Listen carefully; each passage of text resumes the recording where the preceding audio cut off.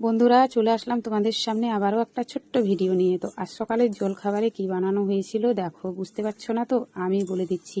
সব রকম সবজি দিয়ে চিড়ের পোহা বানিয়েছিলাম। গরম গরম চিড়ের পোহা খেতে খুবই ভালো লাগে, আর আমি আর মেয়ে তো খুবই ভালোবাসি খেতে। তো এর মধ্যে সব রকম সবজি দেওয়া যায়।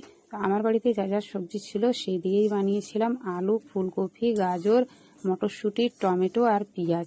চিড়ের পোহাতে পেঁয়াজ তো লাগবেই, আর বাদামও দেওয়া যায়, বাদাম আছে বাড়িতে, কিন্তু আমি বাদামটা দিইনি, কারণ হচ্ছে আমার ছেলে বাদাম খায় না।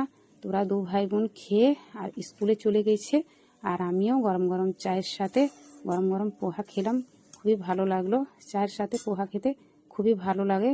তো বন্ধুরা, তোমরা কারা এইভাবে চিড়ের পোহা বানিয়ে খাও আর কীরকম লাগে অবশ্যই কমেন্টে জানাবে। তো আমার আজকের এই জলখাবারের ভিডিওটা তোমাদেরকে কেমন লাগলো জানাতে ভুলবে না। তো আবার পরের ভিডিওতে দেখা হচ্ছে।